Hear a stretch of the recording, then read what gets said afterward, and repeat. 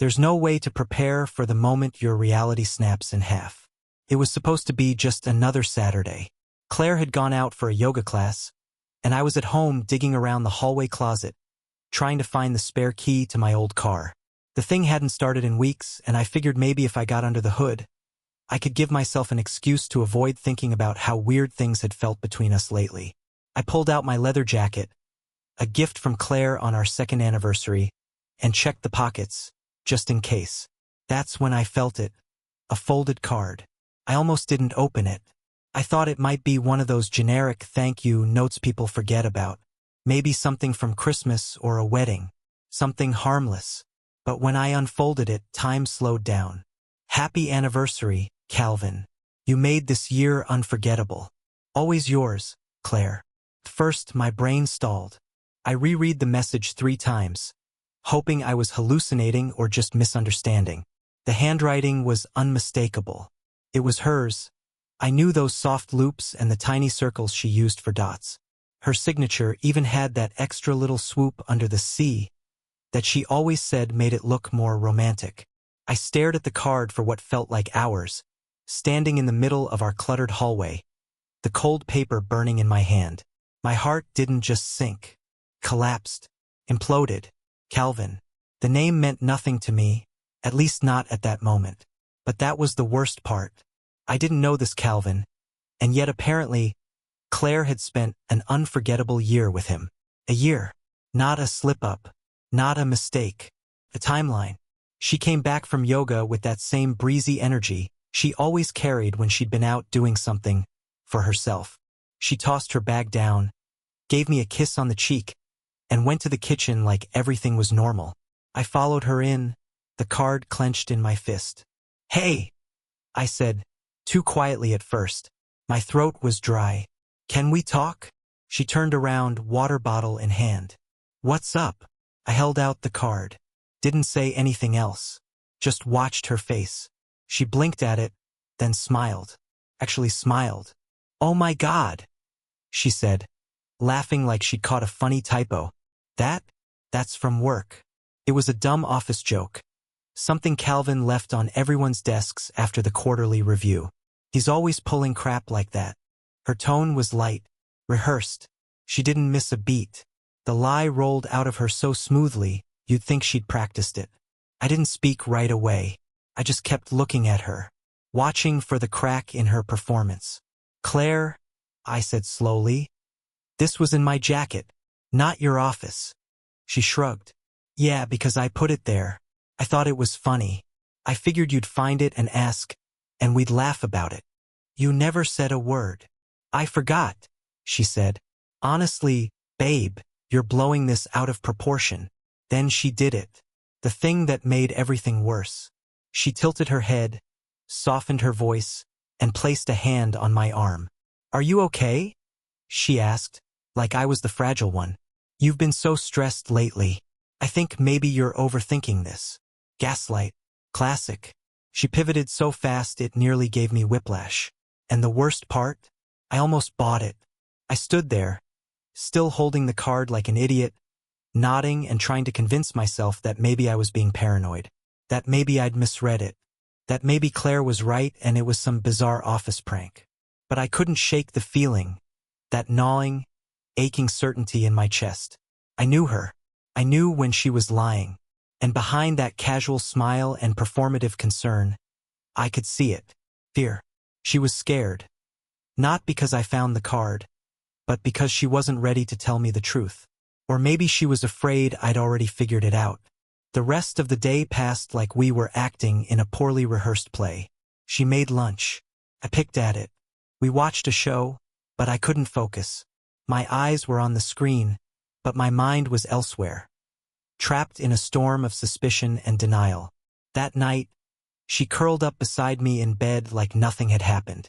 I lay there stiff as a board, her hand on my chest, and I felt like I was lying in bed with a stranger. I replayed the scene in the kitchen over and over in my head.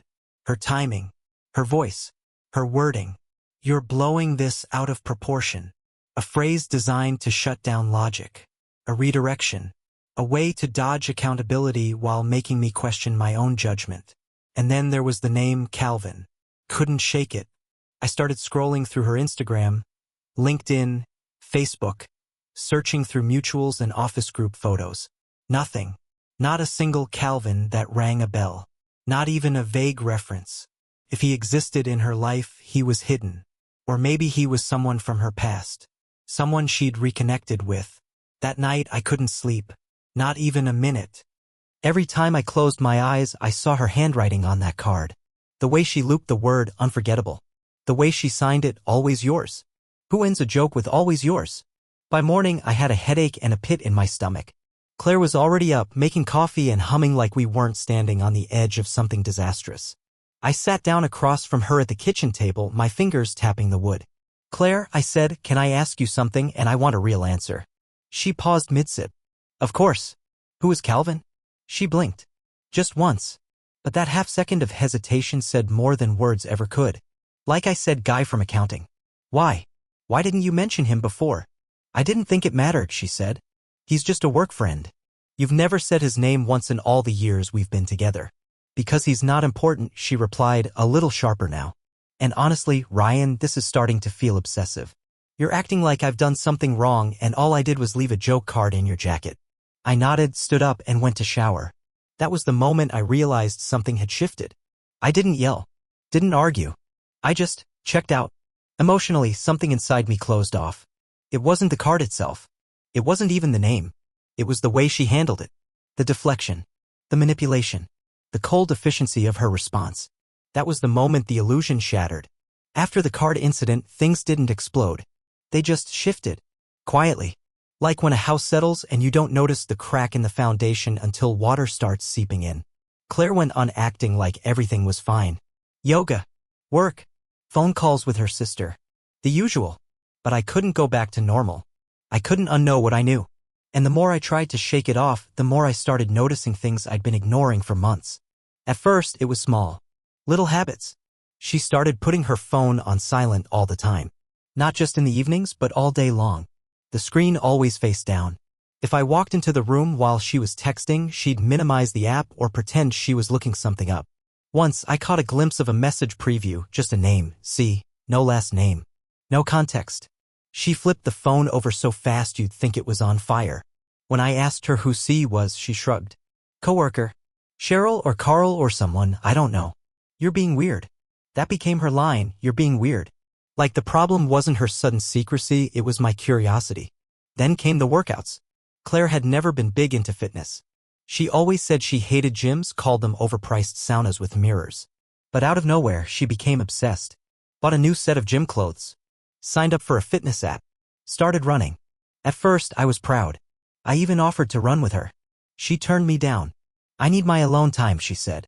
"It helps me clear my head." I respected that. At least, I tried to. But the timing? The sudden investment in self-image, paired with the growing emotional distance between us, it didn't feel like growth. It felt like departure. She started dressing differently too. Not drastically, just deliberately. Nicer. Sleeker. Less comfort, more effort. There were days when she'd leave for errands in heels and lipstick and come back 4 hours later without a single shopping bag. "I just drove around," she'd say. I needed space. I stopped believing her. I stopped asking. We hadn't taken a real trip together in nearly a year, and yet suddenly Claire had a conference in Los Angeles, some marketing summit she barely mentioned until the week before. I asked if I could come along, make it a couple's weekend. She laughed it off. "It's all panels and networking," she said. "You'd be bored out of your mind. Besides, the hotel only booked singles." She left on a Thursday. Came back on a Monday. No photos. No room key. No hotel shampoo in her bag. Just a tan and a strange energy, lighter, almost smug. When I asked how it went, she gave me vague answers. "It was fine. Long. I'm exhausted. Can we not talk about work right now?" The next day, I found an empty wine bottle in the trash, one we'd been saving for a special occasion. I hadn't opened it. And Claire didn't drink alone. At least, she hadn't before. Everything added up and didn't. Each detail by itself could be explained. But together, they painted a picture I didn't want to look at. Still, I hesitated. I told myself I was overthinking it. That maybe she really was just going through something. A phase. A burnout. Maybe it was me. Maybe I'd been too distant, too distracted with work. Maybe she just needed space and time. But the truth? I think I was scared. Scared that if I admitted it to myself, really saw what was happening, then I'd have to make decisions I wasn't ready to make. I'd have to confront a version of Claire I didn't recognize. And worse, I'd have to admit that I'd been blind to it for a long time. Looking back, the signs were everywhere. There was the dinner we had with her coworkers last December, the one where she spent the entire night laughing at jokes from a guy named Calvin. He sat across from her, but somehow every sentence he said was aimed directly at her. I've forgotten his name until the card brought it all rushing back. Claire had introduced him as just a guy from the LA office, someone she barely interacted with. And yet, when he spoke, she leaned in close, her fingers brushing her hair behind her ear like she used to when we first started dating. I remember thinking, is this flirting? But I brushed it off. I trusted her. Or I told myself I did. Then there were the late-night walks. She started taking them around the same time the weather turned cold. Always alone. Always after dinner. Just need to clear my head, she'd say. But some nights she'd come back too quiet. Too content. I asked once, what do you think about on those walks? She looked at me like I'd asked her to recite pi. I don't know. Nothing really. Just life. It was a nothing answer. And I swallowed it like truth. There's this moment in every relationship, I think, where one person starts to disappear and the other pretends not to notice. Because noticing means accepting. And acceptance means pain. We dance around the truth because confronting it means change, and change means loss. And loss, especially of something you thought was safe, is terrifying. I had been dancing for months. Smiling through doubts. Nodding through lies. I'd been complicit in the slow unraveling of my own relationship because I didn't want to admit it was happening. Until the card. That card didn't break the illusion, it just forced me to look at the cracks I'd already been stepping over. It pulled everything into focus. It made me rewind the last 6 months and realize how often I'd looked away. The long showers. The new perfume. The unexplained absences. The smiles that didn't quite reach her eyes. The way she'd pull away when I touched her shoulder. The hollow, I love you at night. There was a Claire I knew or thought I did. And then there was this version of her moving through our home like a ghost with secrets she didn't want to share. I started checking our shared calendar, noticing blocks of time marked as meetings or catch-ups with no explanation. I double-checked bank statements. Uber rides to places that didn't match the stories she gave. A transaction at a hotel bar in LA, not the one her company supposedly booked for the summit. It wasn't just a feeling anymore. It was a pattern. A puzzle. And the pieces were starting to fit. I still didn't confront her. Not yet. I wasn't ready for that. But I started watching more carefully. Listening differently. And the more I observed, the clearer it became. Claire had already left. Not physically. Not yet. But emotionally? Spiritually? She was gone. The woman I loved, the one who used to send me midday selfies with goofy captions and leave notes in my lunchbox, had faded into someone I didn't recognize. Someone who smiled out of obligation. Someone who answered questions with just enough truth to be believable. Someone who had mastered the art of pretending and taught me, by extension, to pretend too. What scared me most wasn't the idea of her being unfaithful. It was the realization that she might have been gone for longer than I'd realized. That I'd been loving a memory while living with a stranger. I couldn't ignore it anymore. The distance. The lies. The patterns. Something was coming. I could feel it in my bones. I just didn't know how bad it would be or how much it would change me. Some truths don't need to be hunted.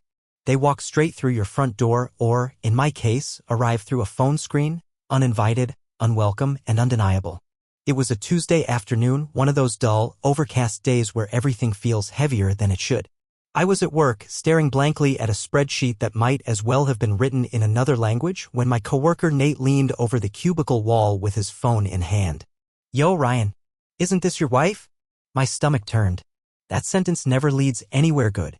He flipped his phone around and there it was, a blurry vertical video from someone's Instagram story. A party. Flashing lights. Music thumping in the background. The kind of loud, crowded atmosphere I knew Claire hated. She once told me parties like that made her itchy. But there she was, right in the frame. Laughing. Moving. Dancing. With him. I didn't need to hear his name. I knew the face now. Calvin. Tall. Tanned. Confident in a way that made me feel 10 years older and 10 steps behind. His hand was on her lower back. Hers was resting lightly on his chest. They weren't kissing. Not technically. But they didn't have to be. The body language said everything. It was an asterisk, mate. Casual. Familiar. I think I muttered something, "Yeah, that's her," and then turned back to my desk like my brain had short-circuited. Nate said something about not wanting to cause trouble and wandered off, probably regretting showing me. I sat there, phone clenched in my hand, heart beating loud enough to drown out every sound in the office. She had told me she was at a hotel. Some industry event. Just networking, she'd said. You wouldn't know anyone there. I guess she was right. I watched the video again. And again. Each time, hoping I'd see it differently. That maybe there was context I was missing.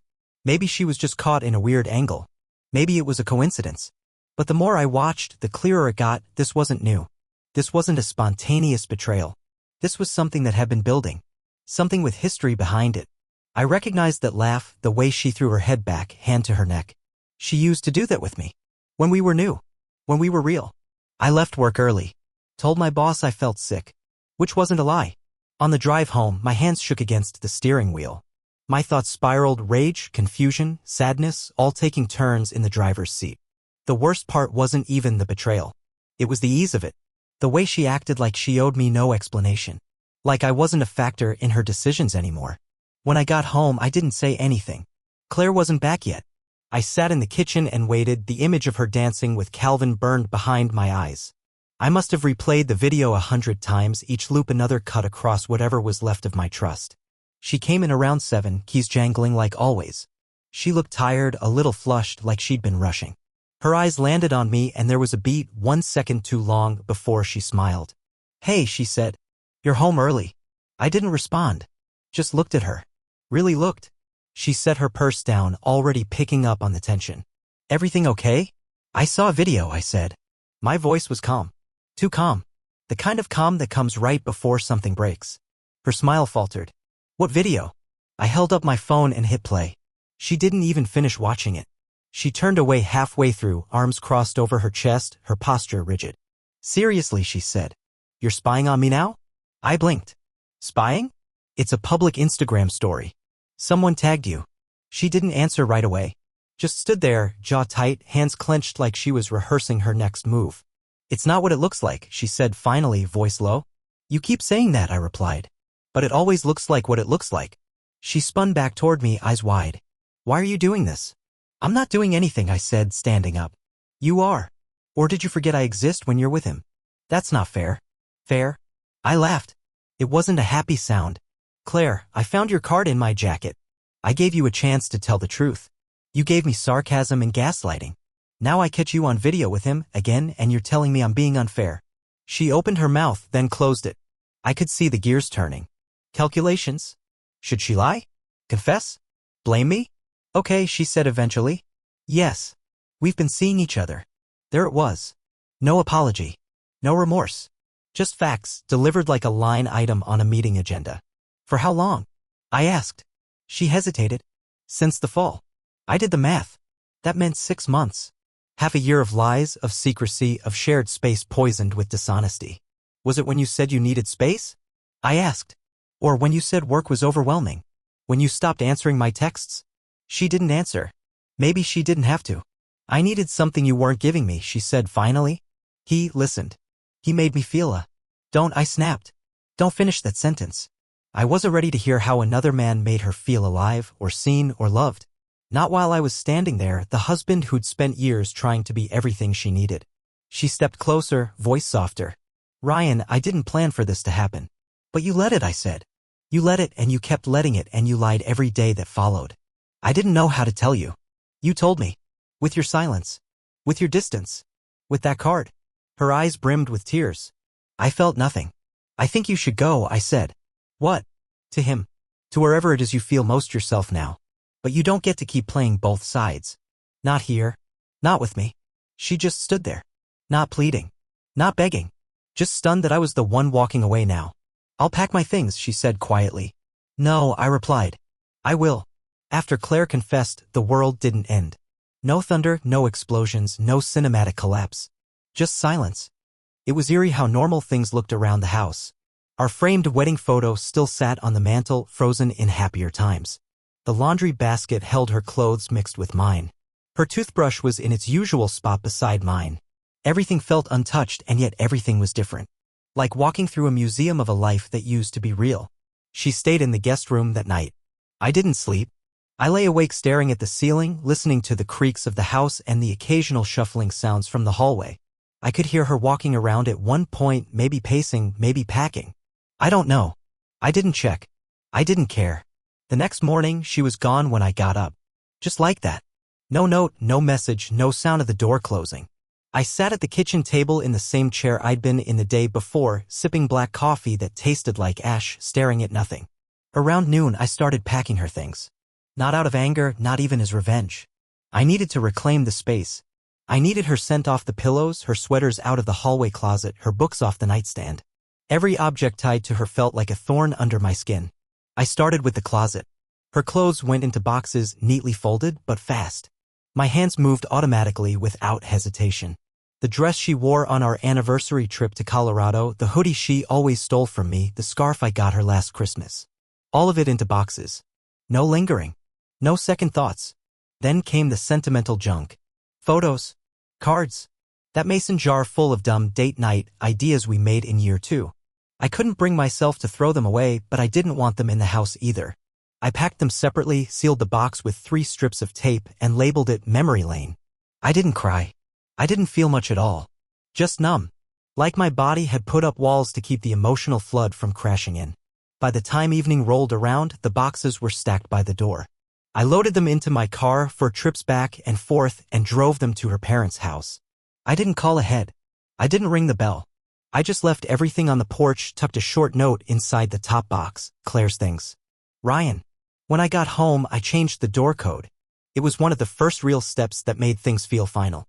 I deleted her fingerprint from the system, changed the Wi-Fi password, disconnected her smart speaker account.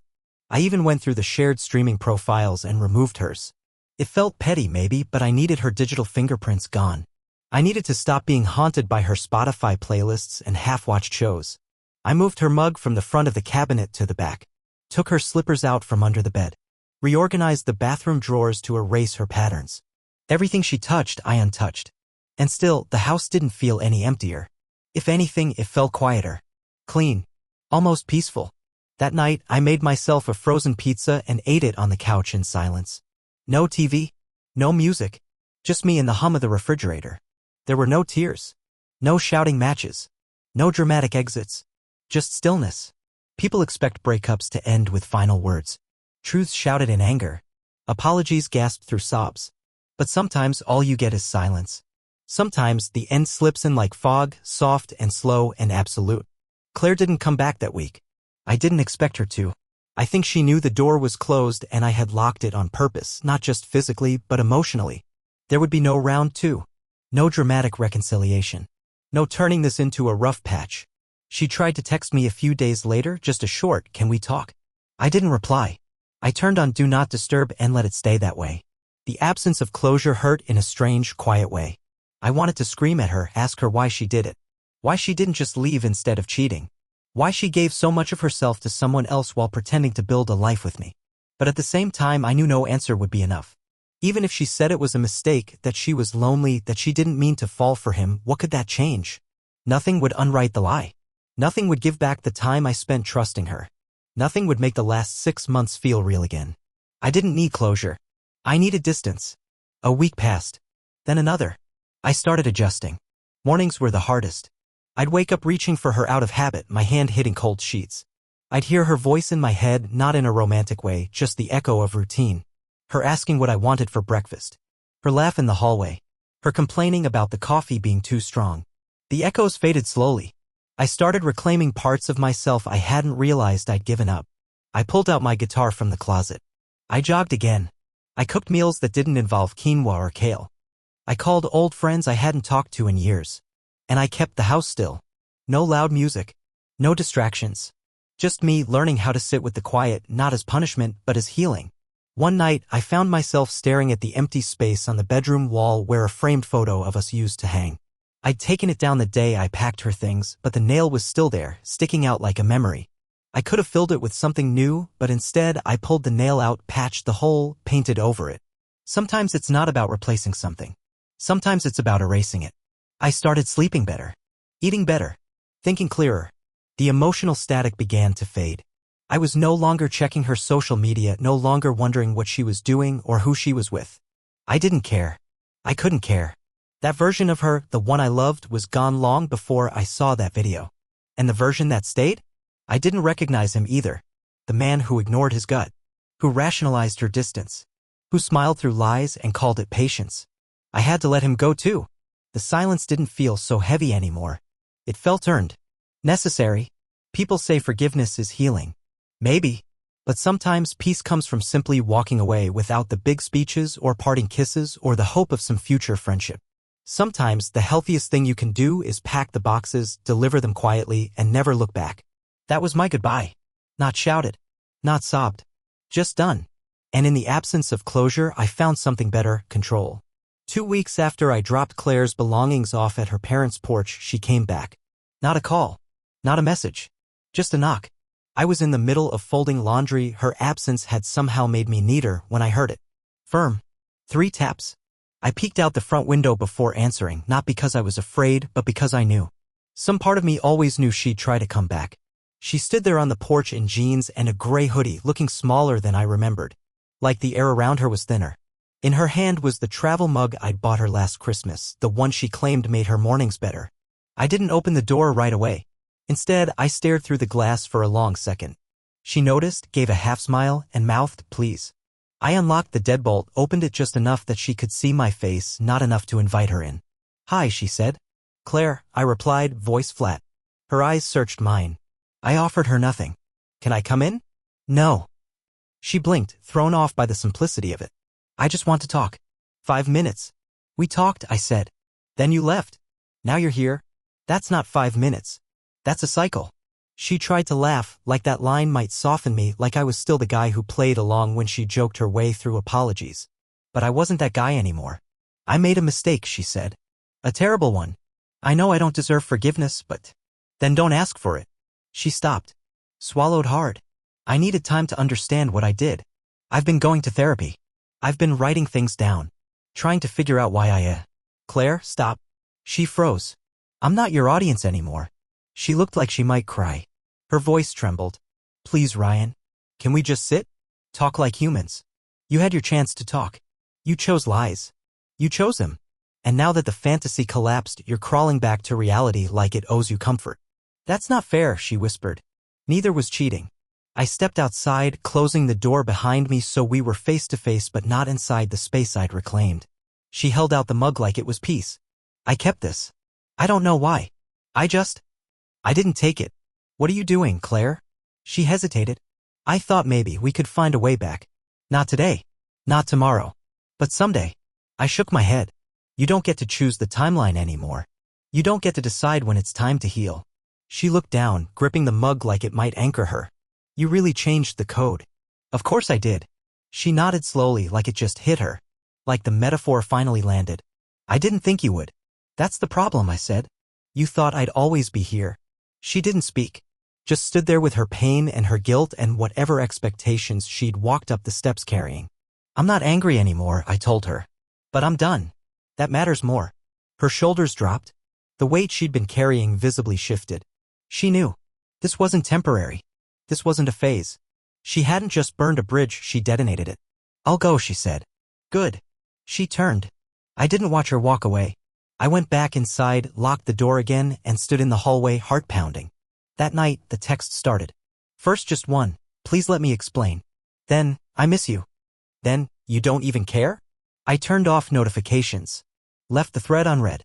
She didn't get the hint. The next morning, an email. Long rambling. She called what happened a breakdown. Said she felt pressure from her family, from work, from me. Said Calvin was a mistake that grew in the cracks. She used the word confused 6 times. Claimed she never stopped loving me. I didn't respond. She tried voice memos. Then showed up at my office. Security called. I didn't go down. Then her mother called. "She's sorry, Ryan. She's not well.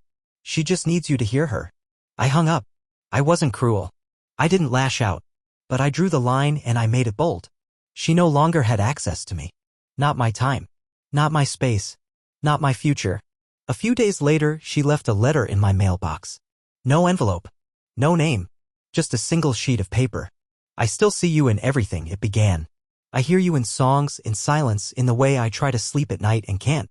I folded it neatly and slid it into the shredder. It felt final. There's something sacred about boundaries. Not just physical ones, emotional ones. Psychological ones. And I realized that for years I let Claire cross lines without consequence. She'd dismiss concerns, shift blame, redefine reality. And I'd let her. No more. She tried to *p***nice memories. Texts from our early days. Photos of old vacations. Playlists we made together. Nostalgia is a hell of a **G, and she tried to use it like anesthesia, like it could numb what she'd done. But I wasn't sedated anymore. I didn't need reminders of what we were. Because I finally accepted what we'd become. Friends asked if I'd forgiven her. I told them I wasn't looking for that. I was looking for peace. Forgiveness can wait. Self-respect can't. And self-respect means not reopening doors that led to fires. A few weeks after her final message, I changed my number. I deleted our photos. Blocked her email. Removed every digital breadcrumb that led to her. Not out of spite. Out of preservation. Claire once said I was too kind for my own good. She meant it as a compliment. But I see now it was a warning. So when she returned, I met her with kindness, yes. But more importantly, I met her with boundaries. It had been 2 months of silence. No calls. No knocks. No surprise appearances. Just quiet. I started to think maybe that was it. Maybe Claire had finally accepted what I already knew. We were done. Then the letter came. A simple white envelope in my mailbox with my name written in her handwriting. Neat, careful, like she thought presentation might change the weight of the words inside. I should have thrown it away. But I didn't. Inside was a letter. For pages. Front and back. She didn't beg. Not exactly. But the message was clear. Let me back in. She talked about pressure, how her family expected perfection, how work drained her, how she lost herself somewhere along the way. She claimed Calvin was a mistake, a distraction she mistook for clarity. She wrote about guilt, about sleepless nights, about the way she still thought about me every time she heard the coffee pot sputter in the morning. And then near the end, I'm not asking you to forget what I did. I'm just asking if there's a version of us left worth saving. I read it once. I folded it. I archived it in a drawer I rarely open. I didn't respond. Because even if she felt regret, it didn't change what she did when it mattered. It didn't unwrite the lies, the betrayal, or the months I spent doubting myself while she was giving herself to someone else. Sometimes sorry is just another way to say I want relief. And I wasn't in the business of giving her peace at the expense of mine. They say healing isn't linear. They're right. Some days I felt strong. Other days I'd wake up with a memory lodged in my throat like glass. But I never looked back. I changed my number. Got a new email. Even moved to a different part of the city. Not to hide, but to breathe. To start again without the weight of her shadow in every corner. I picked up painting again, something I hadn't done since college. I ran every morning, not from anything, but toward a version of myself I'd almost forgotten. I volunteered on weekends. Took small trips. Relearned how to enjoy silence, this time as solitude, not loneliness. I wasn't chasing happiness. I was building peace. Slowly. Quietly. Brick by brick. The pain didn't vanish. It never does. But it softened. It stopped defining me. I stopped telling people about the betrayal not because I was hiding it, but because I didn't need to anymore. It was part of my story. Not the headline. I saw her once from across the street. She didn't see me. And I didn't feel anger. Or sadness. Just distance. Beautiful, necessary distance. I think that's when I knew I'd made it. Healing isn't always a grand moment. Sometimes it's just realizing you're finally okay and you don't need them to see it.